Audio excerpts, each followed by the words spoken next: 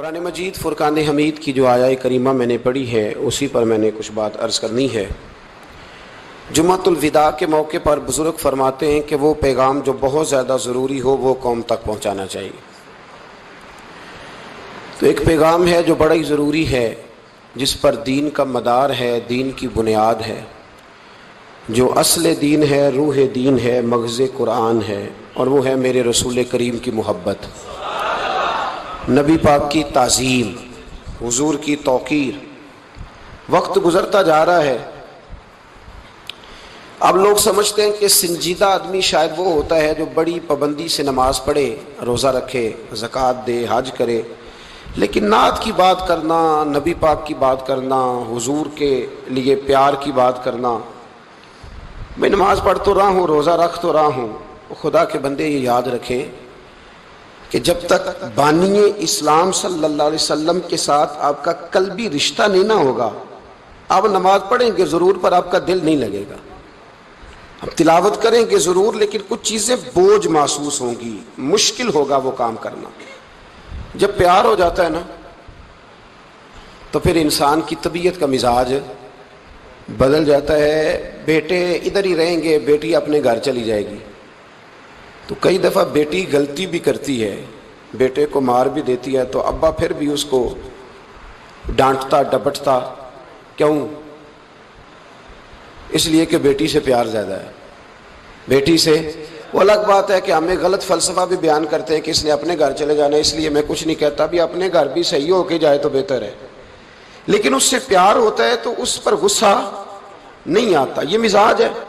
محبوب پر غصہ، محبوب کی طرف سے کوئی مشکل حکم بھی ملے تو اس پر عمل کرنا پھر مشکل نہیں ہوتا۔ قرآن مجید نے ترتیب بیان کی، فرمایا ترتیب یہ ہے کہ لِتُؤْمِنُوا بِاللَّهِ وَرَسُولِهِ، فرمایا اللہ اور اس کے رسول پر ایمان لاؤ، وَتُوَزِّرُوهُ وَتُوَقِّرُوهُ، پھر اس نبی پاک کی تعظیم کرو اور توقیر کرو۔ یہ قرآن مجید کی ترتیب ہے، کسی شاعر کا تخیل نہیں، اس کو یاد رکھ لیں، اس کو سمجھ لیں، یہ مدار ایمان ہے۔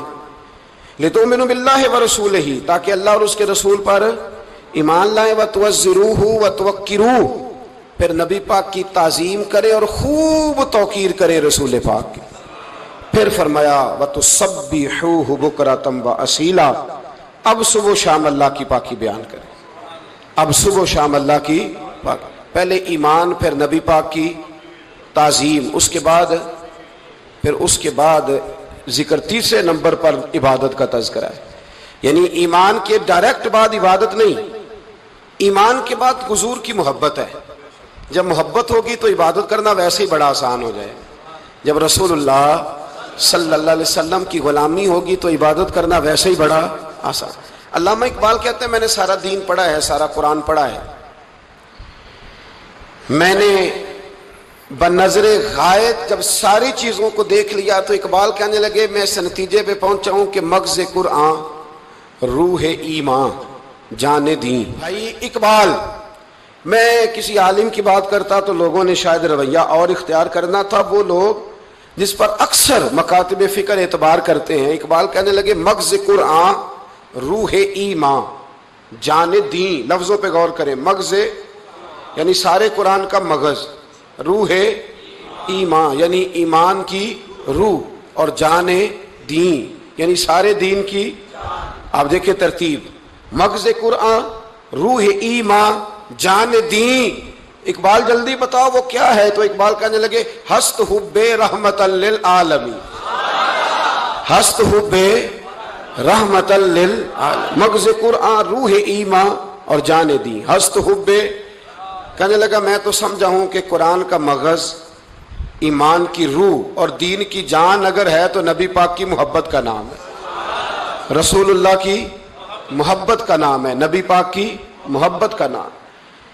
صحابہ کی نا کچھ محبتیں انفرادی ہیں اور کچھ اجتماعی ہیں جس میں سارے شریک ہیں۔ ایک تو بڑی معروف حدیث بخاری مسلم میں موجود ہے کہ عروہ بن مسعود ثقفی کہتے ہیں جب میں آیا اور میں واپس گیا تو جا کے پھر انہوں نے کہا قریش مکہ سے جا کے مسلمانوں کی جنگی صلاحیت کا ذکر نہیں کیا، بلکہ جا کے کہنے لگے یار میں بڑی دنیا پھرا ہوں پر جو ادب نبی پاک کے غلام اپنے نبی کا کرتے ہیں وہ میں نے کسی کا دیکھا نہیں ہے۔ دوسری روایت بخاری مسلم میں حضرت انس بن مالک رضی اللہ تعالیٰ عنہ کی ہے. حضرت انس بن مالک رضی اللہ تعالیٰ عنہ ارشاد فرماتے ہیں کہ نبی پاک علیہ السلام کے جب ایام وصال قریب آئے نا تو حضور مسجد میں آنا جانا کم فرما دیا تھا. کئی دن حضور تشریف نہیں لاتے تھے تبھی علالت کے باعث. یہ بھی اللہ تعالیٰ کی قدرت کاملہ ہے. فرماتے ایک دن نا پیر شریف کا دن تھا اور فجر کی جماعت تھی اور جناب ابو بکر صدیق نماز پڑھا رہے تھے. اچانک نا حضور کا دل کیا غلاموں کو دیکھنے کو, تو حضور نے نا حضرت عائشہ صدیقہ کے مکان کے حجرے کا پردہ سرکا کے نا تو غلاموں کو دیکھا. اب تو ماشاءاللہ بہت سارے لوگوں نے مدینے کی زیارت کر لی ہے نا. آپ جانتے ہیں کہ یہاں کر کے ان کا مکان ہے تو یہاں اگر سامنے امام کھڑا بھی ہو تو مقتدی دیکھ بھی لیں پردہ سرکا ہے تو یہ پہلے والے دیکھ لیں گے جو قریب ہیں, آخری والے تو نہیں نا دیکھ سکتے. میری طرف دیکھیں نا یار, ہاں نہ تو کرے نا. اب تو اتنی تو گرمی اللہ نے کی نہیں اس رمضان میں, اتنی تو گرمی کی نہیں. جتنا ٹھنڈ میں بھی سو جاتے ہو, سخت گرمی ہو پھر بھی سو ہی جاتے ہو. مہربانی کرو نا, تھوڑا جاگو, اللہ آپ کو جزائے خیر عطا فرمائے. میں جو بات کر رہا ہوں اس پہ غور کرو. بھائی یہاں سے پردہ سرکایا کسی نے تو یہ 5 7 10 جو قریب کے نمازی ہیں وہ تو دیکھ لیں گے, تو وہ جو صف کے اینڈ پہ ہیں وہ کیسے دیکھیں گے, اور صف کا جو امام ہے وہ کیسے دیکھے گا. اور حدیث میں بخاری مسلم سے پیش کر رہا ہوں. حضرت انس بن مالک کہتے ہیں نبی پاک نے جب پردہ سرکا کے چہرہ انور دکھایا نا تو فرماتے ہیں ہمیں یوں لگا کہ قرآن کا صفحہ کھل گیا ہے. آپ فرماتے ہیں جب ہمیں لگا نا قرآن کا صفحہ کھل گیا تو حضرت ابو بکر صدیق نے چاہا کہ نماز چھوڑ کر پیچھے آ جائے تاکہ حضور امامت کرائیں. تو حضرت انس بن مالک فرماتے ہیں اجتماعی طور پر سب کا یہاں تک ہم پہنچ گئے تھے کہ شاید چند سیکنڈ اور گزریں گے تو ہم نماز توڑ دیں گے, فرض نماز توڑ دیں گے. ویسے کسی صوفی کا شعر پڑھیں تو لوگ اعتراض کرتے ہیں, اب حدیث سنا کے پڑھ لوں خیر ہے. ویسے کسی صوفی کا شعر پڑھیں تو لوگ کہتے ہیں تو دیکھو جی بابے نے کیا کہہ دیا ہے, یہ حدیث بخاری یار, بابا اس کا ترجمہ کرتا ہے. حضرت خواجہ صاحب فرماتے ہیں نماز پڑھا کہ میں تیں وال ویکھاں. کیا انداز گفتگو ہے. کہنے لگے نماز پڑھا کہ میں تیں وال ویکھاں, مینوں کعبہ بھول گیا آئی. نماز پڑھا کہ میں تیں وال دیکھاں, مینوں کعبہ بھول گیا آئی. بھول گئے سب صوم صلاتاں, ہکو یار دا فکر پہ آئی. مینوں بھول گئی سب صوم صلاتاں, ہکو یار دا. نماز پڑھا کہ میں تیں وال ویکھاں, مینوں کعبہ بھول گیا آئی. وہ اب اعلیٰ حضرت کی بھی ایک بات کر لیں. فاضل بریلوی فرمانے لگے حاجیو آؤ شہنشاہ کا روضہ دیکھو, کعبہ تو دیکھ چکے اب کعبے کا بھی کعبہ دیکھو. تو حضرت انس بن مالک رضی اللہ تعالیٰ عنہ فرماتے قریب تھا کہ نماز ٹوٹ جاتی, نماز ٹوٹ جاتی. تو رسول پاک پہلے مسکرائے, پھر حضور نے وہیں سے اشارہ کیا کہ نہیں نماز مکمل کرو. اب ایک مسئلہ شرعی یہ بھی سن لیں کہ نماز میں لقمہ وہ دے گا جو نماز میں شامل ہوگا. جو ٹوٹیوں پہ بھی وضو کر رہا ہے وہ لقمہ نہیں دے گا, اور اگر امام نے قبول کر لیا تو نماز ٹوٹ جائے گی. پر حضور تو شامل نہیں تھے نا, پر صحابہ نے لقمہ دیا, حضور نے لقمہ دیا اور صحابہ نے لقمہ قبول کیا, لیکن کسی کی نماز ٹوٹی. چلے چلتے چلتے بخاری سے ایک اور حدیث پڑھ لیتے. نبی پاک علیہ السلام ایک قبیلے کی صلح کرانے چلے گئے. فرمایا اگر مجھے دیر ہو گئی تو ابو بکر سے کہنا جماعت کرا دے.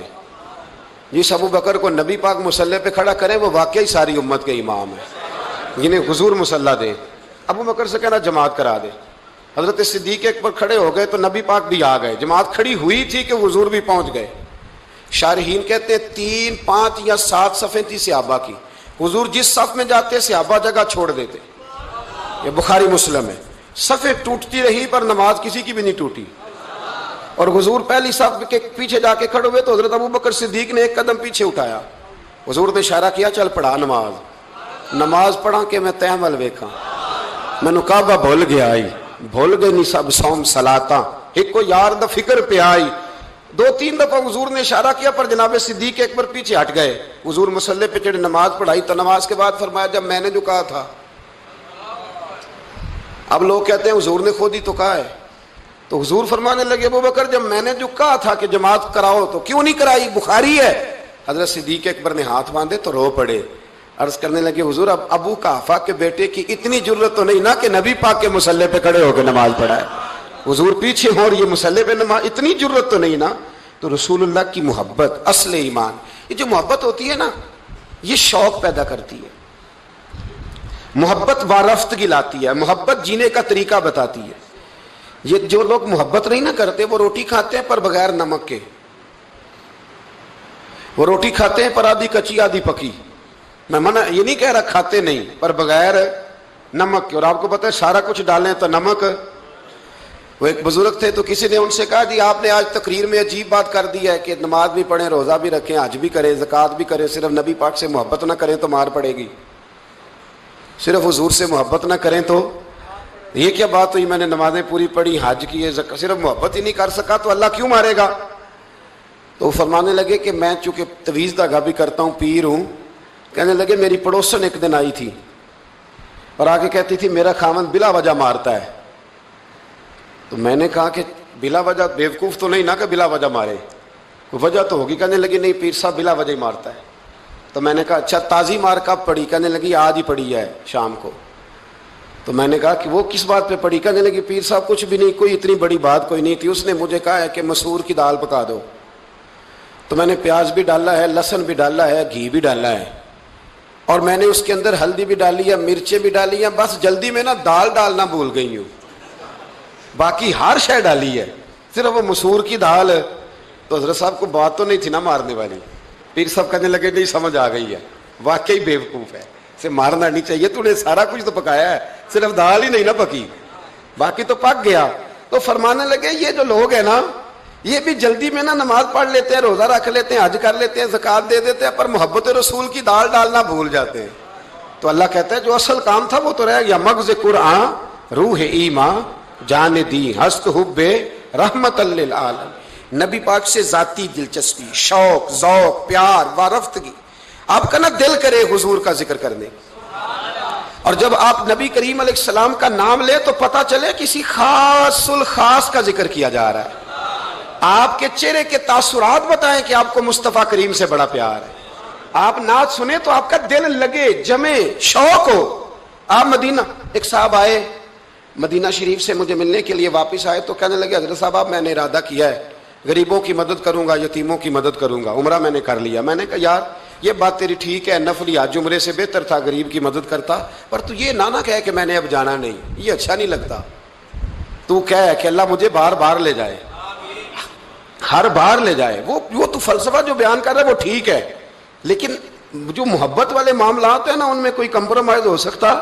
حضور سے محبت، حضرت ابوبکر صدیق کے ابا جی کلمہ پڑھ گئے تھے، جب مکہ فتح ہوا نا تو حضرت ابو قحافہ نے کلمہ پڑھا، اب وہ مدینہ مکہ مکرمہ میں نبی پاک کی بارگاہ میں کلمہ پڑھنے حاضر ہوئے۔ جناب صدیق اکبر بڑے راضی تھے، ان کے بچے بھی مسلمان تھے، بچیاں بھی مسلمان تھی، پوتے بھی مسلمان تھے، نواسے بھی مسلمان تھے۔ حضرت صدیق اکبر آج بڑے راضی ہیں کہ دیکھو میرے ابا جی بھی کلمہ پڑھ گئے، بڑے راضی، بڑے راضی، اور اتنے راضی کہ کبھی یہاں بیٹھتے، کبھی وہاں بیٹھتے، کبھی حضرت علی کو بتاتے، کبھی حضرت طلحہ کو بتاتے، کبھی حضرت زبیر کو بتاتے، کبھی عمر فاروق کو، کبھی عثمان غنی۔ یار دیکھا تم نے اللہ نے کرم کیا، میرے ابا جی بھی مسلمان ہو گئے، اب میری 4 نسلیں حضور کی غلام بن گئی ہیں۔ کیا بات ہے! جب ان کی کیفیت دیکھی نا،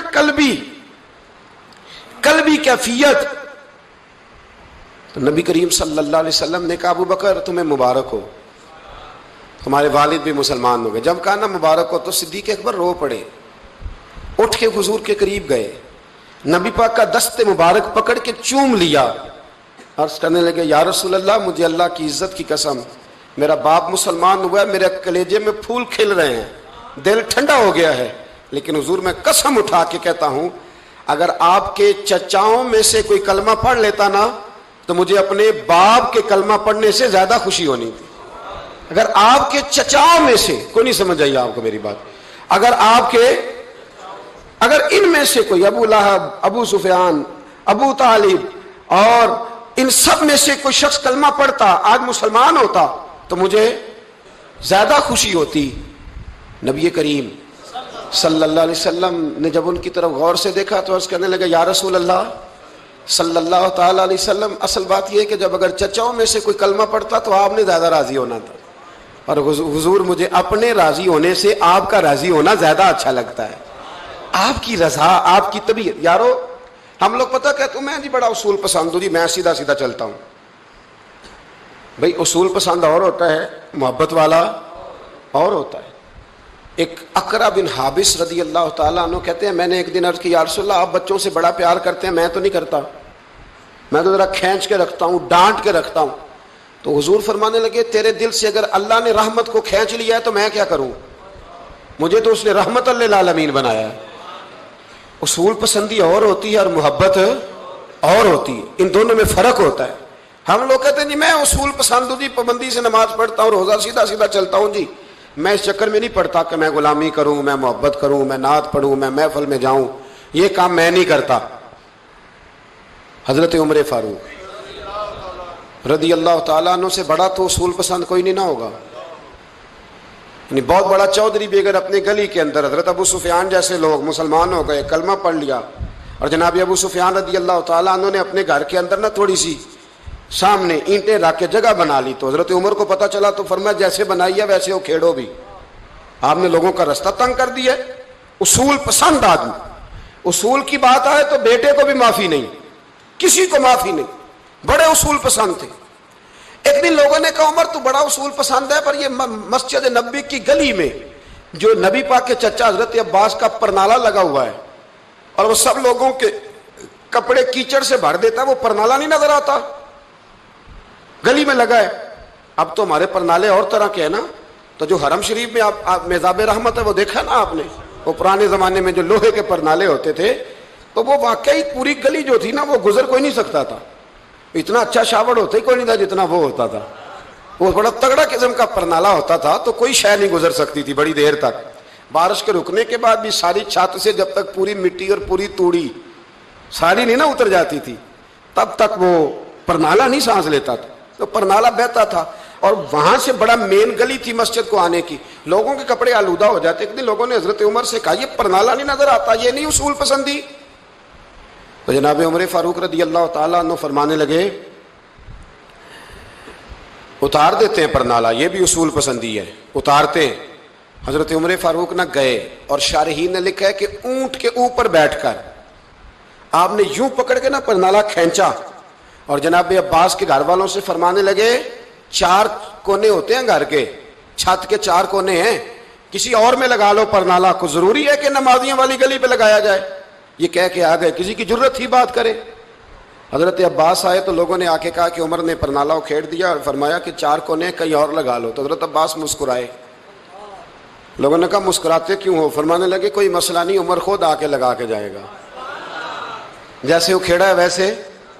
لوگوں نے کہا وہ عمر ہے, عمر کو بدلنا اور اس کی بات کو بدلنا, اور اتنی جرت کہ وہ لگا کے جائے, جس بندے کو دیکھ کے شیطان گلی کا رستہ بدل جاتا ہے, آپ اس کی بات کر رہے ہیں. فرمایا میں نے کہہ دیا نا عمر لگائے گا, تو انشاءاللہ عمر لگائے گا.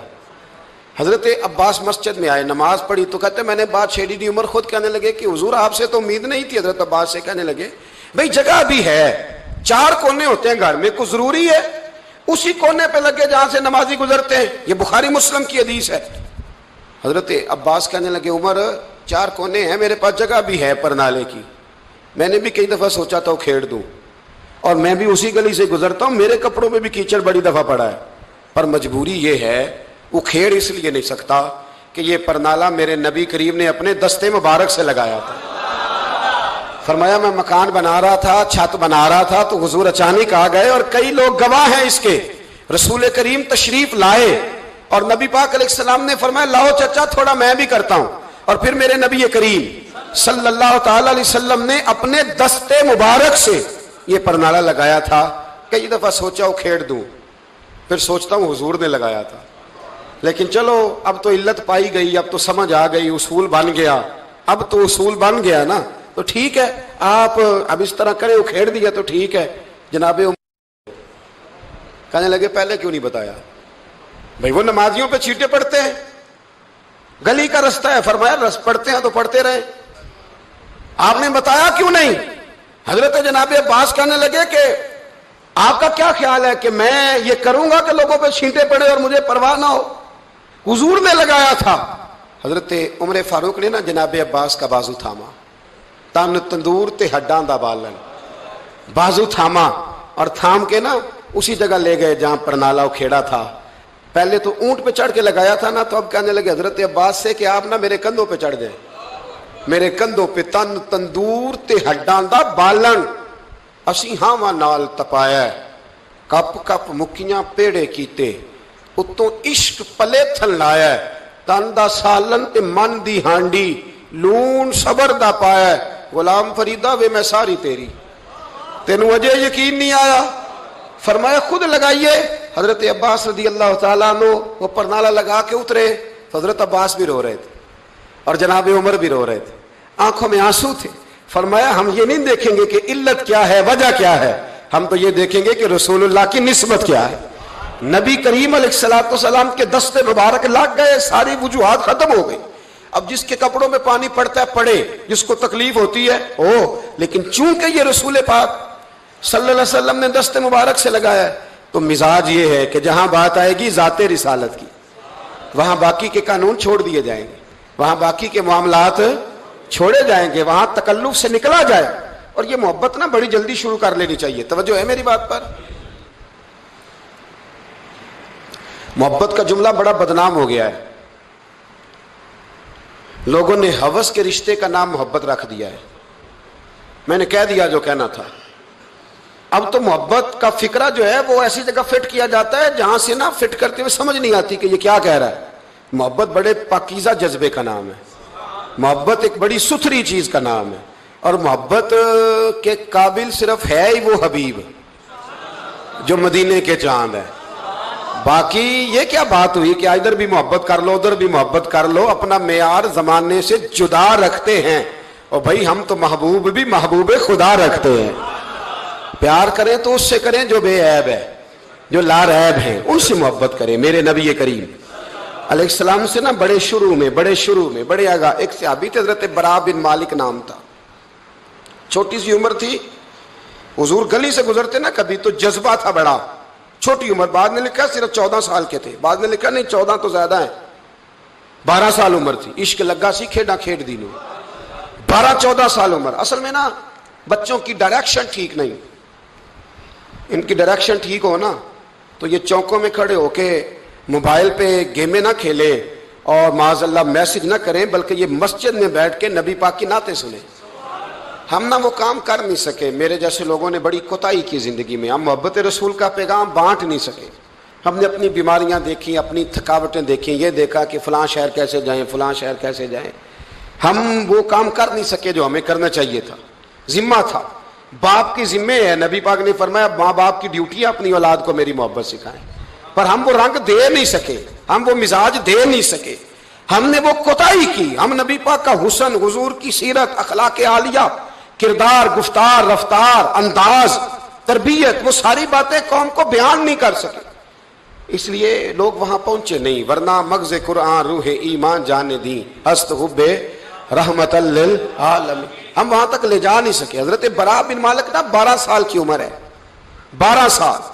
नबी पाक गली से गुजर रहे थे तो दौड़ के आ गए, आके ना हुजूर से चिमट गए, अर्ज करने लगे हुजूर कोई हुक्म बताएं, मेरा दिल करता है आपकी बात मानूं, कोई हुक्म हुजूर। मजमा उस ज़वाइद में हदीस, इस एक हदीस के लिए ना मैं को 5000 रुपए की पूरी किताब, पूरी 10 जिल्दें खरीद के लाया था एक हदीस के लिए। प्यारी बड़ी है, शानदार बड़ी है, और मेरा दिल किया, मैंने कहा जिस किताब में है ना सारी किताब ही मंगा लो।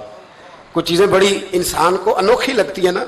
हजरत बरा बिन मालिक रदी अल्लाह, छोटी सी उम्र है, हुजूर से लिपट गए तो हुजूर ने फरमाया बेटे क्या हुआ? अर्ज करने लगे हुजूर कोई हुक्म बताए, मेरा भी दिल करता है अमल करूं। तो हुजूर ना छोटे छोटे काम बताते हैं, दुकान से, ये बच्चों को यही बताना होता है ना, दुकान से ले आ, ये कर दे, फलां को बुला ले। लेकिन हुजूर उनकी गैर मौजूदगी में उनका जिक्र बड़ा करते। एक दिन कुछ लोग कहने लगे हुजूर बड़ा जिक्र करते हैं पर वो करता तो छोटे मोटे काम है बच्चा। तो नबी पाक ने एक दिन इरादा किया कि इनको तजर्बा ना कराएं कि वो प्यार कितना करता है। रसूल करीम फरमाने लगे मैं जो कहूंगा करोगे? हुजूर करूंगा। फरमाया जाओ अपने बाप की गर्दन काट के लाओ। किसकी जी? बात तो मोहब्बत की हो रही है, कड़वी सी बात ना कर लूं, कड़वी सी रहने देते हैं, आपका प्रोग्राम नहीं तो छोड़ देते हैं, आगे बढ़ जाते। जरा कड़वी सी है, कर लूं जी? بولیے، یعنی باپ کی، ہم محبت رسول میں صرف داڑھی کی بات کرتے ہیں، کسی کی گردن کی نہیں، صرف ہم کہتے ہیں حضور سے محبت ہے تو میں نے کہا تھا نا کڑوی ہے، آپ نے مجھے گھورنا شروع کر دیا اور خاصا تیز گھور رہے ہیں آپ، اور خدا کے بندو یہ رسول اللہ کی سنت ہے، کسی کو نہ اچھی لگے، کسی کوئی تعریف نہ کرے، پر میرے رسول کو تو اچھی لگتی ہے کہ نہیں؟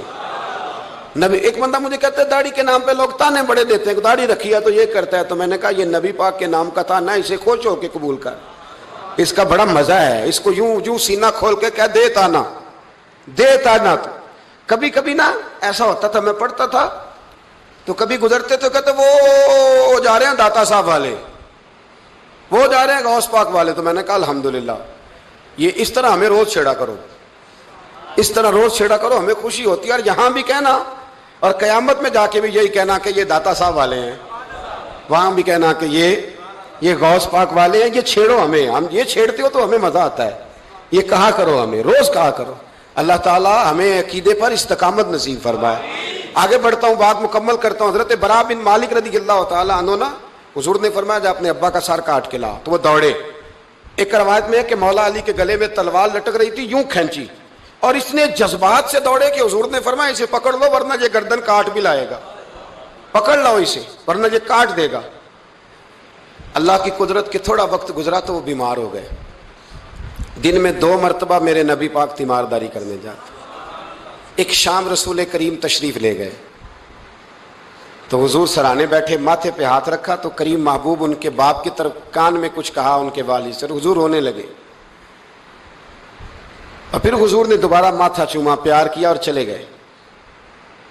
حضرت برا بن مالک چھوٹی عمر تھی، کچھ نے لکھا طلحہ بن برا نام تھا ان کا، تو حضرت طلحہ بن برا نا اپنے ابا کو قریب بلایا اور چارپائی پہ بٹھایا، کہنے لگے ابا جی حضور کیا فرما گئے؟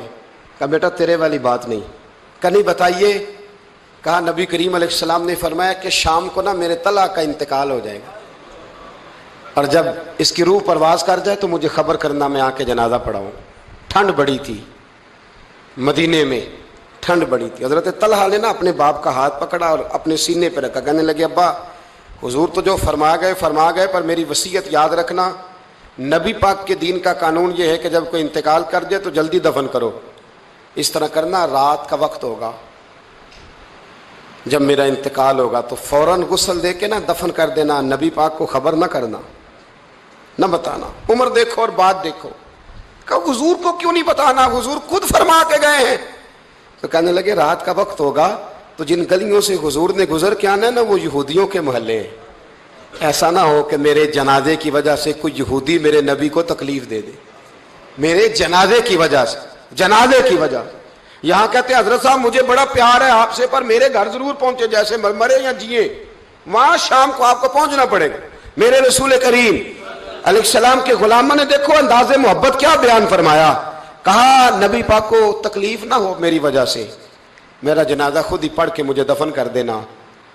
ان کا انتقال ہو گیا، رات کو دفن کر دیا، صبح حضور تشریف لائے، وہ محبوب جنہیں اللہ نے غیب کے خزانوں کی کنجیاں عطا فرمائی۔ فرمایا بتایا کیوں نہیں؟ مجھے بتاتے، میں خود جنازہ پڑھتا، میں خود نہ قبر میری تے میرے اپیرا جے کر پاوے پھیرا، قبر دے اندروں ہڈیاں اٹھ کے مجرا کر سن تیرا۔ کہا بتایا کیوں نہیں، خبر کیوں نہیں کی؟ میں جنازہ پڑھتا، میں خود پہنچتا۔ تو باپ رو پڑے، عرض کرنے لگے حضور میرا تو پتر تھا، میرے لیے اس سے بڑی سعادت کیا ہوتی کہ آپ جنازہ پڑھاتے، پر اس نے وصیت کر دی تھی کہ حضور کو بتانا نہیں، تکلیف ہوگی۔ نبی کریم فرمانے لگے بتاؤ مجھے اس کی قبر کہاں ہے۔ اور یارو غور کرنا، ساری دنیا گنبد خضرا روضہ رسول پہ، اور نبی پاک ایک غلام کی قبر پہ تشریف لے گئے، خود نبی کریم گئے، اور آج حضور نے